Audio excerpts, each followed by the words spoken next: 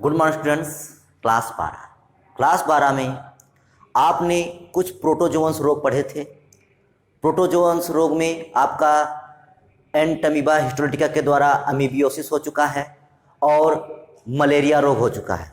ये दोनों रोग आप लोग पढ़ चुके हैं, लेकिन इसके अतिरिक्त कुछ और प्रोटोजोअन्स रोग भी हैं जिनको हमें जानना है। हो सकता है कि ये आपके 1-2 नंबर में पूछ दिए जाए।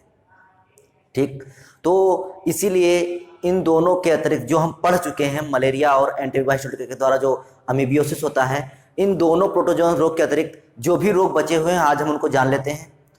तो यही आज हमारा टॉपिक है। टॉपिक का नाम है प्रोटोजोअन रोग, प्रोटोजोआ रोग या प्रोटोजोअन डिजीजेस। प्रोटोजोअन रोग, प्रोटोजोआ के द्वारा होने वाले रोग। ठीक, तो वीडियो शुरू करने से पहले अगर आप हमारे चैनल पर नए हैं तो चैनल को जरूर सब्सक्राइब कर लें, बेल आइकन को दबाएं ताकि आपको वीडियो की नोटिफिकेशन मिल सके। ठीक, और हो सके तो आप वीडियो को जितना शेयर कर सकते हैं शेयर करिए। तो चलिए शुरू करते हैं प्रोटोजोआ द्वारा होने वाले रोग। तो देखिए, अफ्रीकी निंद्रा रोग, इसमें तीसरा जो है आपका, ये हम इसको क्योंकि 2 पढ़ चुके हैं पहले तो हम इसको तीसरा मान लेंगे। ठीक, फिर इसको हम चौथा कहेंगे और ये हमारा हो जाएगा 5वां रोग।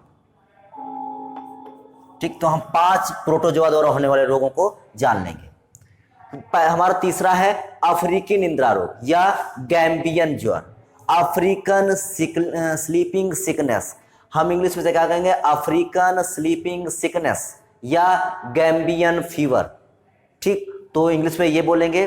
तो देखते हैं अफ्रीकी निंद्रा रोग क्या होता है या गैम्बियन ज्वर क्या होता है। तो इस रोग का कारक, मतलब ये रोग किसके कारण से होता है, इस रोग को कौन जन्म देता है, तो इस रोग का कारक ट्रिपैनोसोमा गैम्बियंस है। इस रोग का कारक कौन सा है?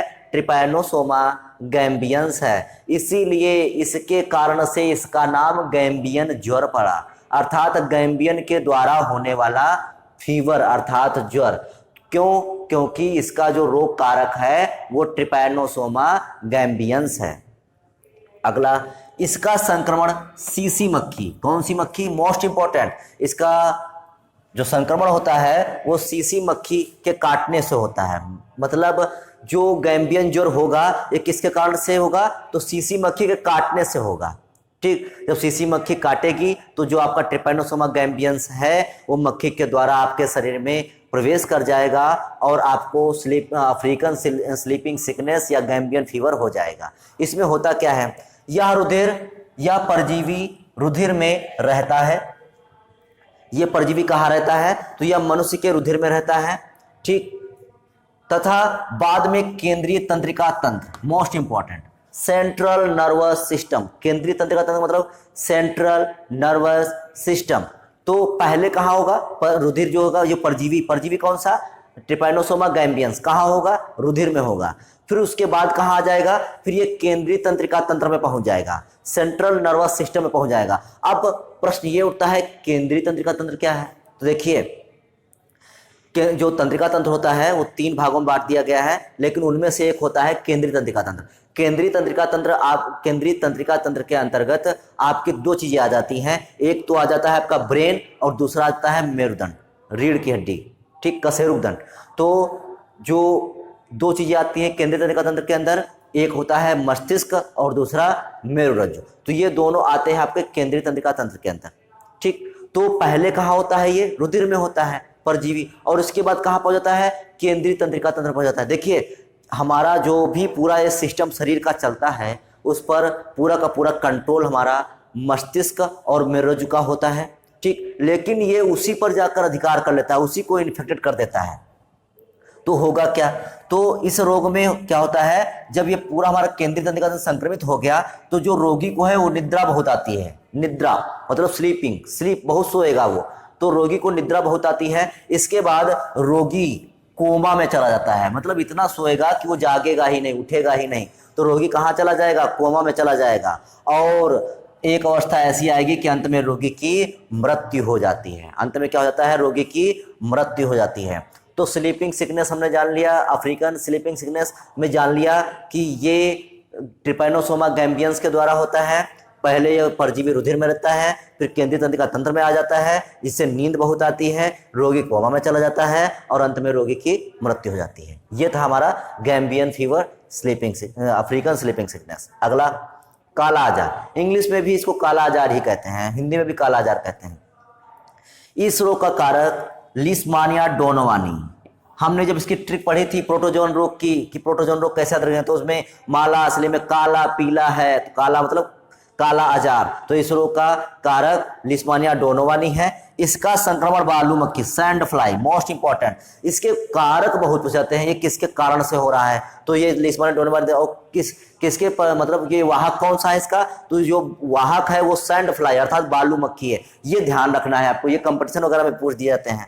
तो इस रोग का कारक लिस्मानिया डोनोवानी है। इसका संक्रमण बालू मक्खी अर्थात सैंड फ्लाई, कहीं कहीं पर बालू मक्खी लिखा मिलेगा, कहीं पर हो सकता है सैंड फ्लाई लिखा मिले, तो आप दोनों याद रखिए।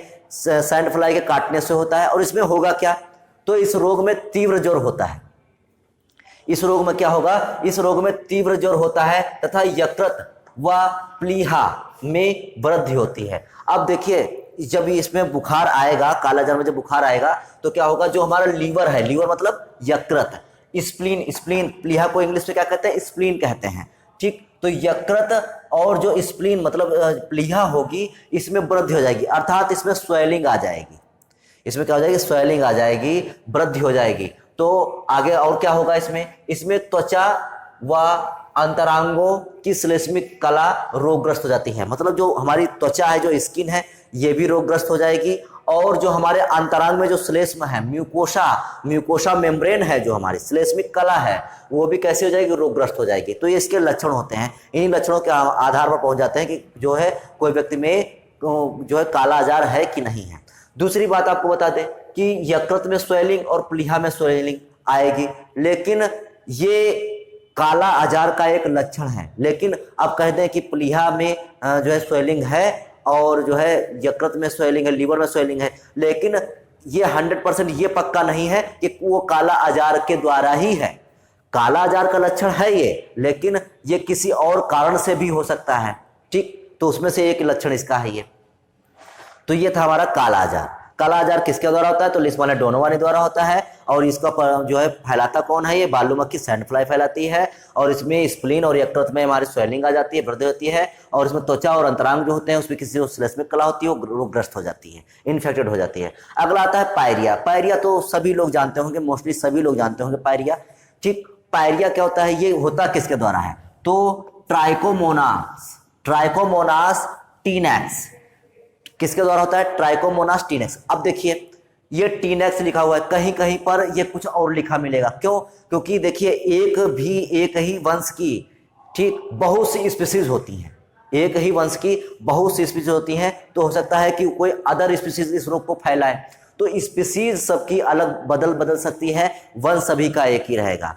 तो यह रोग ट्राइकोमोनास टीनेक्स एक पोषदी परजीवी के कारण होता है। आपसे पूछा जाएगा कि पायरिया कैसा होता है, तो एक पोषदी परजीवी होता है, मतलब पायरिया जो रोग होता है वो किसके द्वारा होता है, ट्राइकोमोनास टीनेक्स के द्वारा होता है। और ये है कैसा, ट्राइकोमोनास टीनेक्स है कैसा, तो ये एक पोषदी परजीवी है।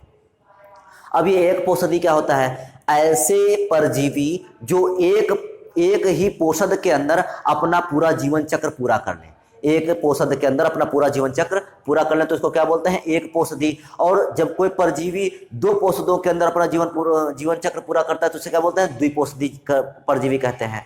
तो ये ट्राइकोमोनास टीनेक्स जो है एक पोषदी परजीवी होता है। और पायरिया में होता क्या है, जैसा कि हम सब लोग जानते हैं कि जो दांतों की जो जड़ें होती हैं और मसूड़े होते हैं वो रोगग्रस्त हो जाते हैं, उनसे पस निकलने लगता है, खून निकलने लगता है, दर्द होने लगता है। तो ये सारे के सारे लक्षण किसके होते हैं, पायरिया के। तो पायरिया किसके द्वारा होता है, ट्राइकोमोनास टीनेक्स के द्वारा होता है, जो एक पोषदी है और इससे हमारे दांतों की जड़ें और मसूड़े प्रभावित होते हैं, ठीक। तो ये थे कुछ प्रोटोजोअन्स रोग। अब जो हम कुछ अगले जो वीडियो बनाएंगे उसमें हम आपको बताएंगे निमेटोड के द्वारा होने वाले रोग। तो आज के लिए केवल इतना ही, बाकी नेक्स्ट वीडियो में, तब तक के लिए जय हिंद।